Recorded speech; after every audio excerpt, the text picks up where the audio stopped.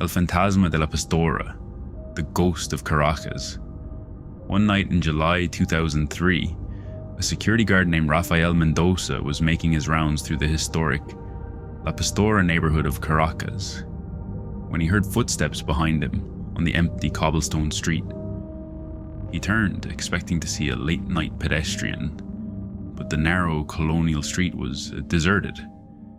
The footsteps continued, distinct heel strikes on stone, steady and deliberate, coming closer. Rafael called out, asking who was there. The footsteps stopped. Then he heard a woman's voice, soft and sad, speaking from directly behind him. "Help me find my way home." Rafael spun around. The street was still empty, but the air had turned cold despite the warm summer night. He saw his breath mist in the sudden chill. Then, at the end of the street where it curved upward toward the old church, he saw her, a young woman in a white dress standing under a streetlight. She was looking directly at him. Rafael took one step toward her, and she vanished, simply ceased to exist between one moment and the next. But the temperature remained freezing, and Rafael could still feel a presence watching him from the shadows. He abandoned his patrol route and spent the rest of his shift in the guard station, doors locked, refusing to go back outside. He had encountered El Fantasma de la Pastora, the ghost that has haunted one of Caracas's oldest neighborhoods for over a century. Today I'm going to tell you the story of this restless spirit and the tragedy that binds her to the colonial streets of La Pastora. La Pastora is one of Caracas's most historic neighborhoods, established in the colonial era with narrow cobblestone streets, centuries-old buildings, and the imposing church of La Divina Pastora that gives the area its name. The neighborhood climbs up one of the hills surrounding central Caracas, a maze of steep streets and hidden plazas where the past feels closer than in the modern city sprawling below. By the late 1800s, La Pastora had become home to middle-class families, merchants, craftsmen, minor government officials, people of modest means but respectable status. The houses were built in the colonial style, with thick walls, interior courtyards, and barred windows. Families lived in close quarters, everyone knowing everyone else's business, children playing together in the streets, neighbors gathering in the plazas after evening mass. In this world lived the Navarro family. Don Augusto Navarro was a merchant who owned a successful textile shop in central Caracas. He lived in a substantial house on Calle Real, the main street climbing through La Pastora toward the church. His wife, Doña Elena, came from an old Caracas family that had seen better days. They had one daughter, Beatriz, born in 1878 when Doña Elena was nearly 40 years old. A miracle child who became the center of their world. Beatriz grew up sheltered and adored. By 18, she was considered one of the most beautiful young women in La Pastora, with dark eyes, delicate features, and a gentle demeanor that charmed everyone she met. Her parents guarded her carefully, as was proper for young women of that era. She attended Mass daily, participated in church activities, and was rarely allowed out without a chaperone. Her life was circumscribed by the boundaries of La Pastora, the church, her home, the homes of relatives and approved friends. She had never been alone outside her neighborhood. Don Augusto and Doña Elena had arranged for Beatriz to marry the son of a business associate, a young man named Tomas, who worked in his father's import business. It was a good match. Tomas came from a respectable family with money, and the marriage would secure Beatriz's future. The wedding was planned for October 1897, just after Beatriz's 19th birthday. But Beatriz was in love with someone else. His name was Miguel Angel Cortés, and he was everything Beatriz's parents would never approve of. Miguel was 23, worked as a bookkeeper for a small law firm, and came from a poor family in the outskirts of Caracas. He was intelligent and educated, but he had no prospects, no family connections, and no money.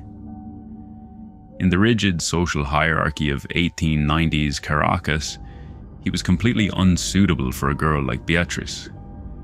They had met by chance 6 months before the planned wedding.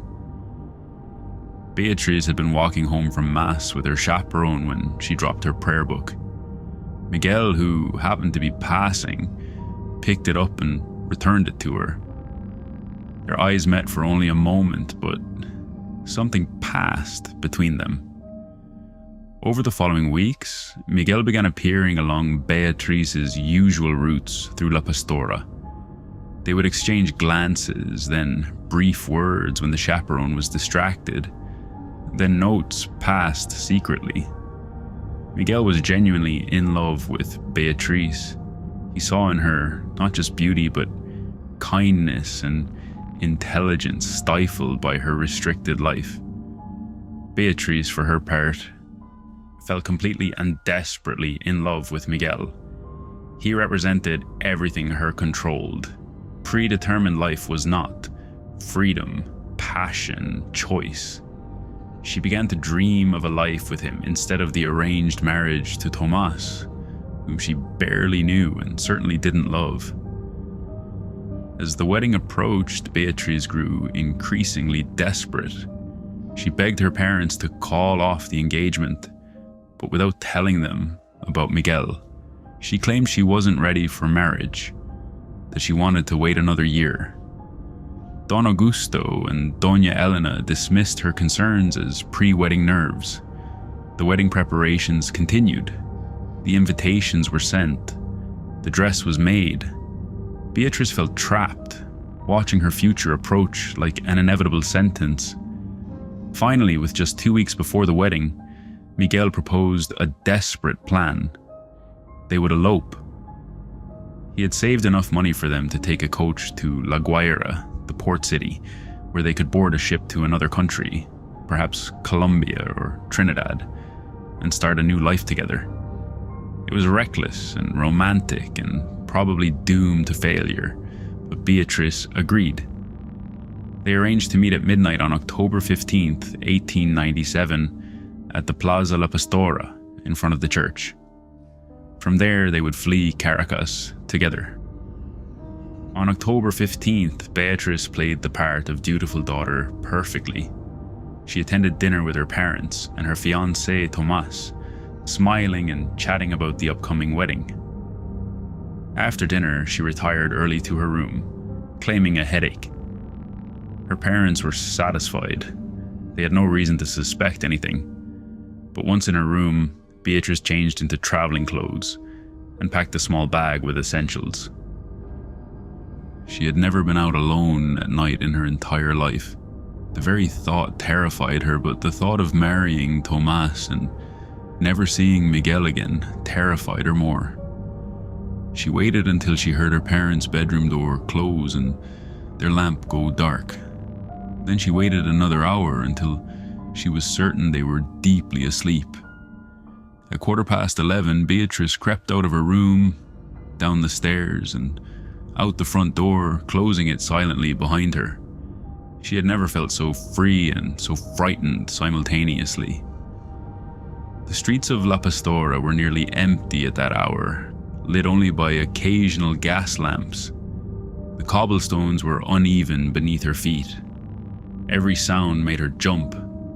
A cat in an alley, footsteps from another street, the distant call of a night watchman.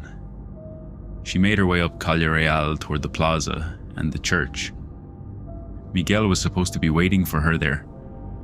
Her heart pounded as she climbed the steep street, her bag growing heavier with each step. She was almost there. Just around the next corner, she would see the plaza, see Miguel, and her new life would begin. But someone else was on the street that night. Don Augusto had noticed that his daughter's light had gone out unusually early. Something had troubled him about her behavior at dinner, a forced quality to her cheerfulness, a distraction in her eyes. Unable to sleep, he had gone to check on her around midnight. He opened her door quietly and found her room empty, her window open, some of her clothes missing. Panic and rage flooded through him. His daughter, his innocent Beatriz, had run away. The scandal would destroy the family. He grabbed his coat and a walking stick and went into the night to find her. La Pastora was small enough that he guessed she hadn't gone far. He searched the streets methodically, moving quickly, his anger building with each empty street.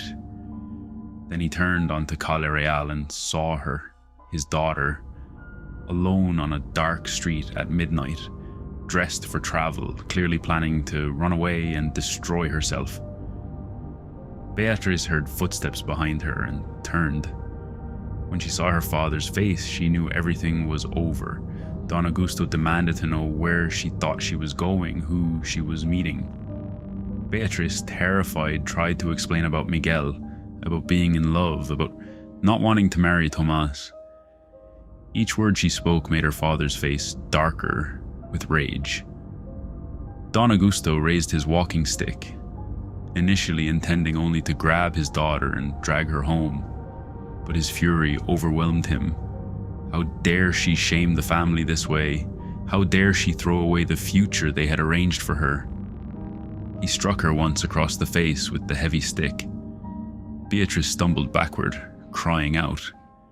Neighbors' lights began to come on. Don Augusto, aware they were being watched, aware of the scandal unfolding, struck her again, trying to silence her, to get her to stop crying, to somehow undo what was happening. Beatriz fell, hitting her head on the cobblestones. The sound echoed down the street. She lay very still. Don Augusto stood over her, the walking stick still in his hand, his breath coming in gasps. Neighbors were coming out of their houses now. Someone ran for the police. Don Augusto knelt beside his daughter, calling her name, shaking her. But Beatriz didn't respond.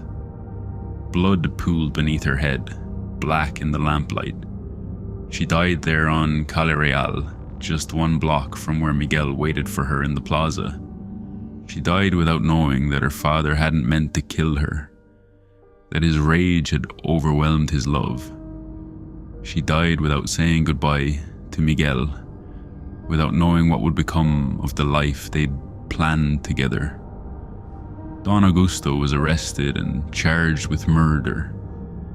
The scandal destroyed the Navarro family exactly as Don Augusto had feared his daughter's elopement would. The trial was brief. Too many witnesses had seen what happened.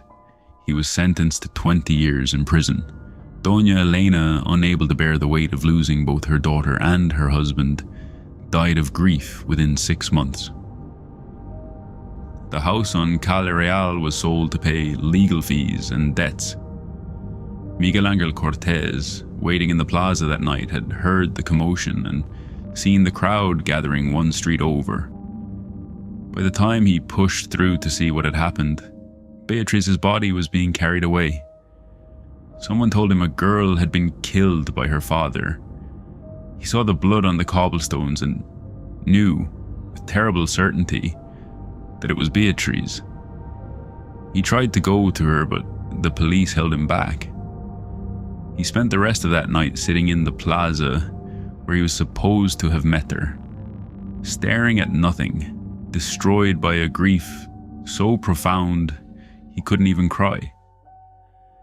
3 nights after Beatriz's death, a neighbor reported seeing a young woman in a white dress walking up Calle Real in the middle of the night. The neighbor called out, but the woman didn't respond. She simply continued walking upward toward the plaza, moving with strange, unnatural smoothness, as if floating rather than walking. The neighbor followed at a distance and watched the woman reach the plaza, look around as if searching for someone, then slowly fade from view. Within a week, multiple residents reported similar sightings. A woman in white, always appearing at night, always walking the same route Beatriz had taken on her final night, always reaching the plaza and vanishing. The footsteps became even more frequently reported than the visual sightings. The distinct sound of a woman's shoes on cobblestones walking up Calle Real when no one was visible. The phenomena weren't limited to the street. In the house where Beatriz had lived, new owners reported doors opening on their own, objects moving, and the sensation of being watched. Some heard crying late at night, a woman sobbing softly, the sound seeming to come from the walls themselves. The temperature in certain rooms would drop suddenly and dramatically. Residents would wake to find their windows open, even though they had been latched shut. Several families moved out within months, unable to tolerate the constant disturbances. Over the following decades, El Fantasma de la Pastora became one of Caracas's most persistent ghost stories. The sightings followed clear patterns. Beatriz always appeared at night, usually between 11 p.m. and midnight, the time she had left her house to meet Miguel. She always wore white, often described as a simple dress or traveling clothes. She always walked the same route, from the area where her house had stood up toward the plaza. Those who got close enough to see her face reported that she looked sad and lost, her eyes searching. Some witnesses reported hearing her speak. The most common phrase was, "Help me find my way home," though it was unclear whether she meant her earthly home or some final rest she couldn't reach. Others heard her calling a name that sounded like Miguel. Still others reported that she would appear before them and simply stare, as if trying to communicate something she couldn't put into words. In 1924, a journalist named Andrés Jiménez decided to investigate the ghost for an article in El Universal newspaper. He spent 3 nights walking Calle Real between 11 p.m. and 1 a.m., waiting for the ghost to appear. On the 3rd night, he encountered her. He described the experience in detail: the sudden cold, the appearance of the woman in white about 20 meters ahead of him, the way she moved without her feet seeming to touch the ground. When he called out to her, she turned to look at him, and he saw her face clearly, young, beautiful, and inexpressibly sad. She raised one hand, reaching toward him, and then vanished. Jimenez's article created a sensation and established El Fantasma de la Pastora as one of Venezuela's most documented urban ghost stories. In 1956, the Church of La Divina Pastora conducted a special mass for Beatriz Navarro's soul, hoping to give her the rest she clearly hadn't found. Attendance was enormous. The entire neighborhood turned out, along with curious people from across Caracas. For several weeks after the mass, sightings decreased, but they never stopped completely, and within months, they returned to their usual frequency. El Fantasma de la Pastora has adapted to the modern era. In the 1980s and 1990s, as La Pastora underwent urban development, the ghost's territory seemed to expand. Security guards in the neighborhood became familiar with her. They traded stories about encounters, about seeing her on security cameras, where she appeared as a white blur or simply caused the cameras to malfunction, about hearing footsteps and doors opening in buildings they knew were securely locked. In 1998, a popular Venezuelan paranormal television show, Expediente, dedicated an episode to El Fantasma de la Pastora. The crew spent several nights in the neighborhood with recording equipment. They captured several unexplained phenomena, temperature drops of 15 degrees in localized areas, the sound of footsteps with no visible source, and what appeared to be a female figure in white on their thermal cameras. The episode became one of the show's most watched and cemented the ghost's place in modern Venezuelan popular culture. Local residents have largely come to accept the ghost as part of the neighborhood's character. Many no longer fear her. They describe her as sad rather than malevolent, lost rather than threatening. Some leave flowers in the plaza on the anniversary of her death. Others have reported feeling a presence that seemed protective rather than frightening, as if Beatriz watches over the neighborhood that was once her entire world. In 2011, a young woman named Isabela Suarez was walking home alone late at night through La Pastora when she was followed by a man with obvious ill intent. She turned onto Calle Real, walking quickly, the man getting closer.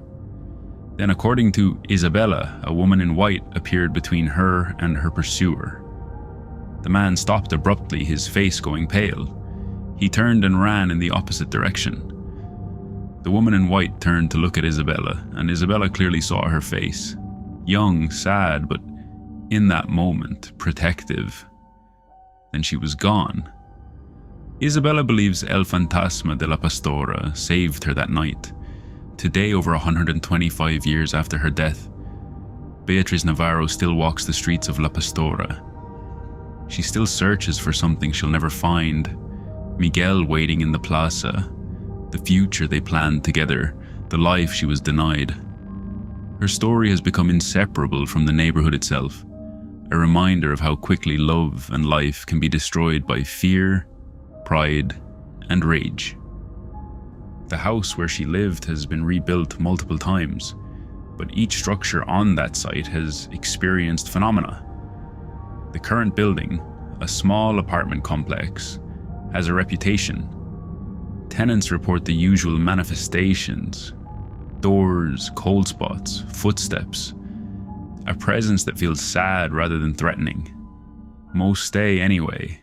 Rent in Caracas is expensive, and a ghost, even a persistent one, is easier to live with than homelessness. The stretch of Calle Real where she died has been repaved many times, modernized with new lighting and utilities, but people still report seeing her there. She appears to pedestrians, to drivers, to people looking out their windows late at night. She's been photographed, filmed, recorded. Skeptics dismiss the evidence as tricks of light or hoaxes. Believers know better. Too many people have seen her, heard her, felt her presence for her to be mere superstition. What keeps Beatriz Navarro bound to La Pastora? Is it the violence of her death, the unfulfilled love, the life stolen from her? Is she searching for Miguel, unaware that he mourned her until his own death in 1942? Is she trying to return home, confused and lost, unable to find rest? Or is she simply the echo of that terrible October night in 1897, playing out endlessly like a recording that can never be stopped? The people of La Pastora don't have answers. They only know that when night falls and the streets grow quiet, you might hear footsteps on the cobblestones where no one walks. You might see a woman in white, forever young, forever sad, forever climbing the hill toward a meeting that will never happen. You might feel the sudden cold that announces her presence. The weight of sorrow so profound it lingers a century after the tears have dried. And if you're walking alone through La Pastora late at night, if you hear a woman's voice asking softly for help finding her way home, you'll understand that some loves are too powerful to die, some tragedies too great to be forgotten, and some ghosts will walk forever, searching for what was taken from them in the darkness. Beatriz Navarro is still searching, and La Pastora remembers. El Diablo de Naiguatá, the devil of the cliffs. One night in September 1991, A fisherman named Carlos Velasquez was returning to Naiguatá after checking his nets along the coastal cliffs when he saw a man standing at the edge of the road, waving frantically for help. The figure was dressed in dark clothes, barely visible in the darkness except for his pale face and urgent gestures. Carlos slowed his truck, concerned that someone had been in an accident on the treacherous coastal highway. As he pulled closer, the man suddenly smiled, a smile far too wide, showing too many teeth. His eyes reflected the truck's headlights like an animal's, glowing yellow-green in the darkness. Carlos felt his stomach drop. He knew immediately what he was seeing. Before he could react, the figure pointed towards the cliff edge, gesturing for Carlos to drive that direction, beckoning him forward with hypnotic movements. Carlos felt an almost overwhelming compulsion to obey, to turn the wheel toward the precipice where the road dropped 300 meters straight down to the rocks and crashing waves below. His hands began to move on the wheel. Then his grandmother's words, spoken to him as a child, broke through the compulsion. If you see the devil on the coast road, don't look at his eyes, don't listen to his voice, and never ever follow where he points. Carlos slammed his foot on the accelerator and drove straight past the figure, not looking back. In his rearview mirror, he saw the man standing in the middle of the road, still smiling that impossible smile, before vanishing like smoke. Carlos didn't stop driving until he reached the church in Naiguatá's town square. He had survived an encounter with El Diablo de Naiguatá, the demon of the cliffs who has lured countless travelers to their deaths along Venezuela's northern coast. Today I'm going to tell you the story of this malevolent entity and the cursed stretch of road where it hunts. Naiguatá is a small coastal town in Vargas State, nestled between the Caribbean Sea and the steep mountains of the Cordillera de la Costa. The town sits at the base of dramatic cliffs where the mountains plunge directly into the ocean, connected to the rest of Venezuela by a narrow, winding coastal highway carved into the cliff sides.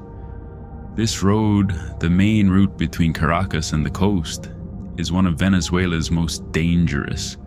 Hairpin turns, sheer drops with minimal guardrails, sections where rock slides are common, and stretches where fog rolls in from the sea with no warning, reducing visibility to mere meters. The highway passes through Naiguatá and continues along the coast through some of the most spectacular and treacherous terrain in Venezuela. For centuries before the modern road, there were only footpaths along these cliffs, routes used by indigenous peoples and later by Spanish colonists. Those paths claimed lives regularly, travelers who lost their footing, who were caught by sudden storms, who simply vanished without explanation. The Spanish called this stretch of coast La Costa Maldita, the cursed coast. El Diablo de Naiguatá is tied specifically to the cliffs and the road that runs along them. Unlike other Venezuelan supernatural entities that roam freely, this devil has a defined territory, roughly 15 kilometers of coastal highway centered on Naiguatá, particularly the section known as Curva de la Muerte, Death Curve, where the road makes a sharp turn around a promontory with a 300-meter drop to the sea below. The most widely accepted origin story dates to the early 1800s, during Venezuela's war for independence from Spain. A man named Esteban Rojas lived in Naiguatá and made his living as a smuggler, moving contraband along the coastal paths, weapons for independence fighters, luxury goods from British and Dutch ships, anything that could turn a profit. Esteban was fearless on the cliffs, able to navigate the narrow paths in complete darkness, through storms and conditions where other men wouldn't dare venture. People whispered about his abilities. How did he move so surely where others fell? How did he survive storms that killed experienced sailors? How did he always know when the Spanish soldiers would patrol, always managing to avoid them? The rumor said Esteban had made a pact with dark forces, that he had traded his soul for power over the cliffs and immunity from danger. Esteban neither confirmed nor denied the stories. He grew wealthy, building the finest house in Neguata.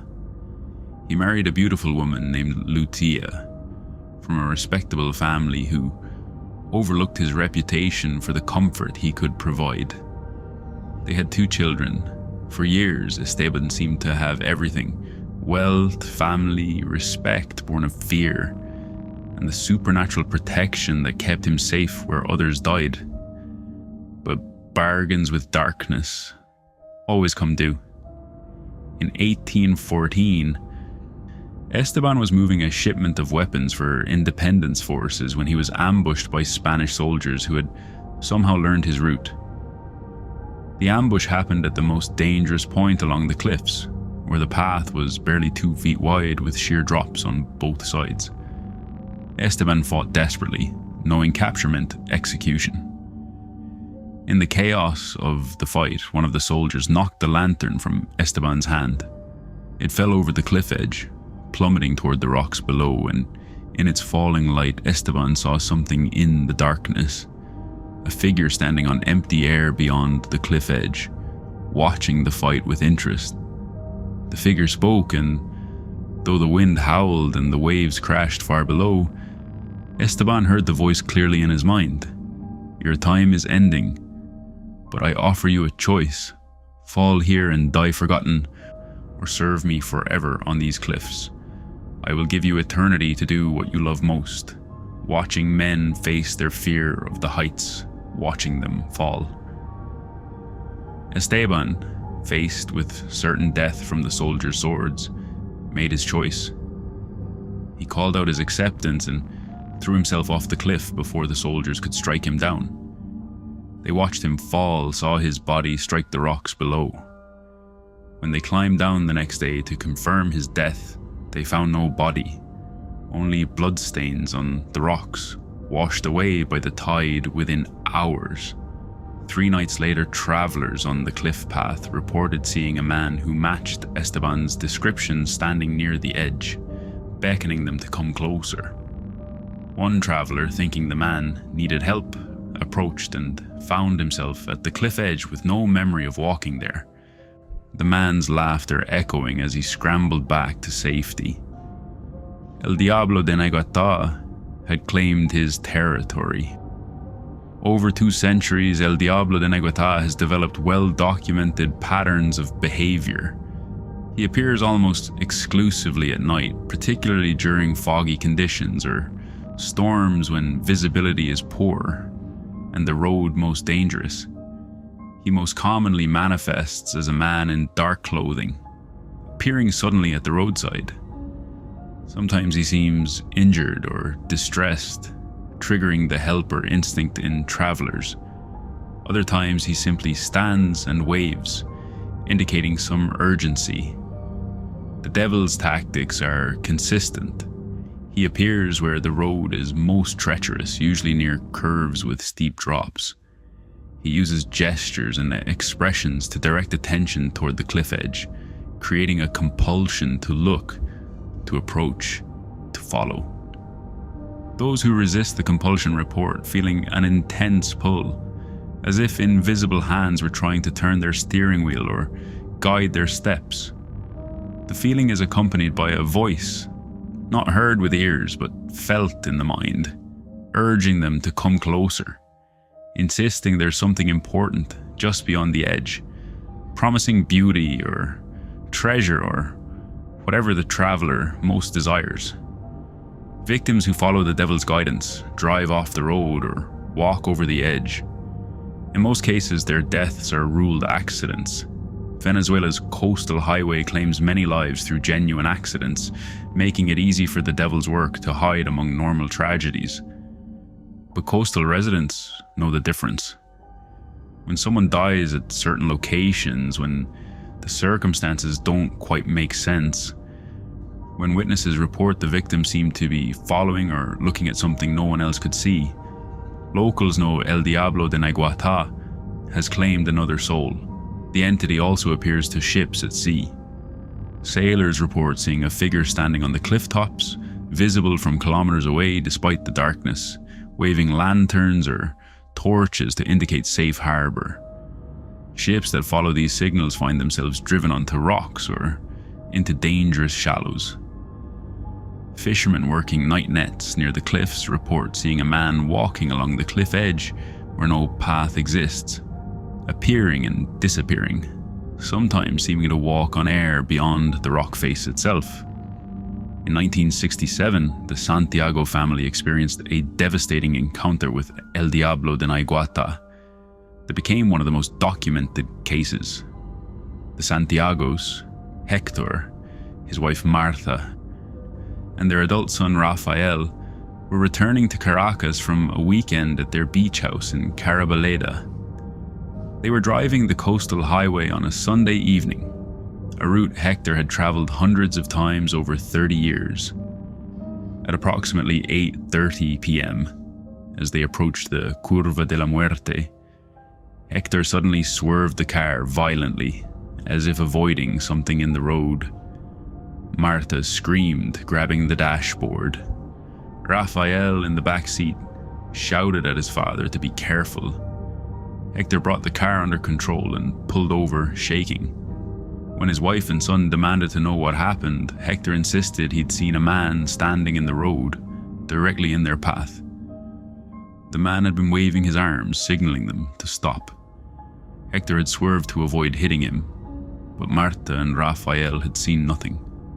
The road had been empty. They convinced Hector he must have imagined it, perhaps tired from the weekend, perhaps a trick of the headlights and shadows. Reluctantly, Hector continued driving. They made it another 2 kilometers before Hector suddenly spoke. "There he is again." He pointed at the roadside where a man stood, illuminated in the headlights, frantically waving and pointing toward the cliff edge. Hector slowed the car. "He needs help. Something's wrong." Marta could see no one. Rafael saw nothing, but Hector was adamant. He put the car in park and started to open his door. Marta grabbed his arm, suddenly terrified without understanding why. "Don't," she said. "Hector, there's no one there. Please, just drive." The argument that followed saved their lives. Hector wanted to help the man he could clearly see. His family insisted there was no man, begged him not to leave the car. In the middle of this argument, Rafael happened to look in the side mirror and saw something that made his blood freeze. A figure standing directly behind the car, though no one had approached. The figure was smiling, and Rafael could see that the smile was wrong, too wide, the face too pale. Rafael screamed for his father to drive. The urgency in his voice cut through Hector's compulsion. Hector slammed the car into gear and accelerated. As they pulled away, all 3 of them saw the figure in the headlights and mirrors. A man in dark clothes, still smiling that terrible smile, raising one hand in a wave that seemed more like mockery than farewell. Then he was gone. The family drove straight to the church in Naiguatá, where Father Thomas blessed them and their vehicle. Father Tomas was unsurprised by their story. He had heard variations dozens of times.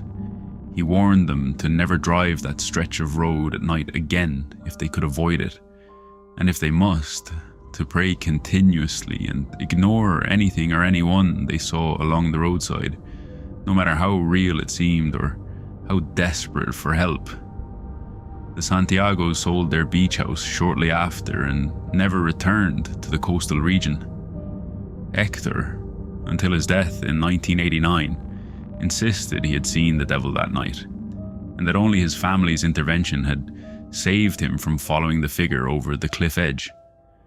El Diablo de Naiguatá remains active Despite improvements to the coastal highway, better lighting, stronger guardrails, warning signs, the accidents continue.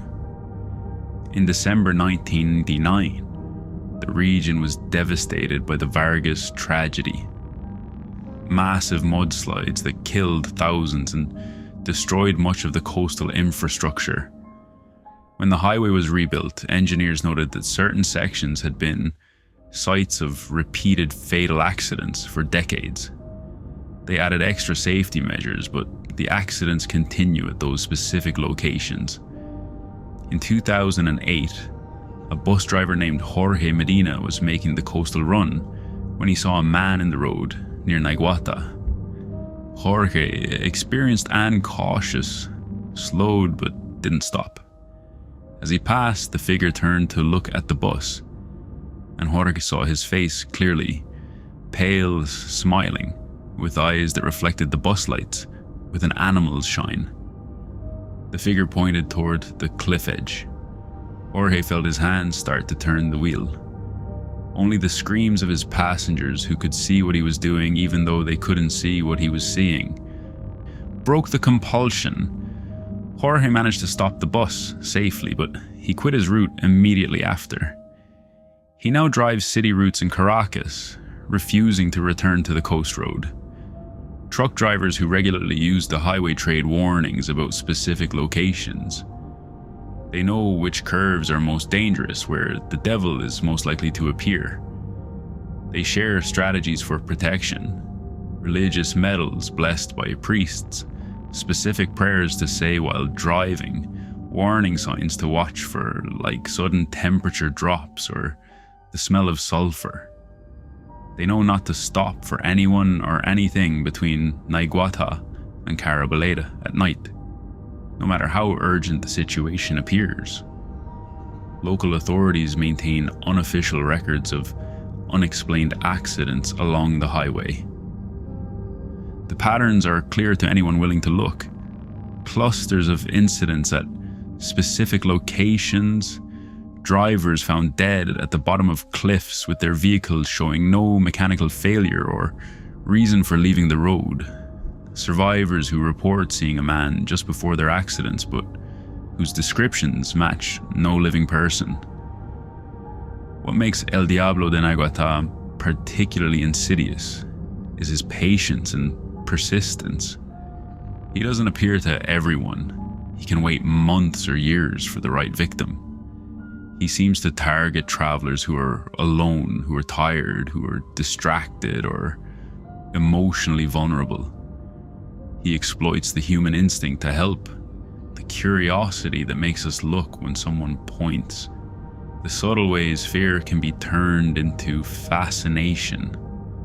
The Catholic Church in Naiguata performs regular blessings of the highway, particularly before holiday weekends when traffic is heaviest. Father Manuel, the current parish priest, acknowledges that while he cannot confirm the existence of El Diablo de Naiguata, he has heard too many consistent testimonies from reliable witnesses to dismiss the legend entirely. He offers blessings to nervous travelers and keeps a list of prayer requests from families whose loved ones died along that stretch of highway under circumstances that seemed more than accidental. Skeptics point to the very real dangers of the coastal highway. Poor lighting, dangerous curves, the fog that rolls in from the sea, driver fatigue, mechanical failures. They argue that seeing patterns in random tragedies is human nature, that the devil is merely a way to explain the explainable. But skeptics have trouble accounting for the witnesses who saw figures that weren't there, for the survivors who describe identical experiences decades apart, for the way certain locations claim victims repeatedly in ways that defy statistical probability. Those who have encountered El Diablo de Naiguata and survived know better than to argue with skeptics. They know what they saw, what they felt, how close they came to following the devil's invitation over the edge. They know the compulsion wasn't natural, that Something with intelligence and malevolence reaches out from those cliffs, using Esteban Rojas's eternal servitude to claim souls for darkness. And late at night, when fog obscures the coastal highway and the waves crash against the rocks 300 meters below, El Diablo de Naiguatá still walks his territory. He still appears to travelers, still smiles his too wide smile, still points toward the cliff edge with the promises in his eyes and compulsion in his gestures.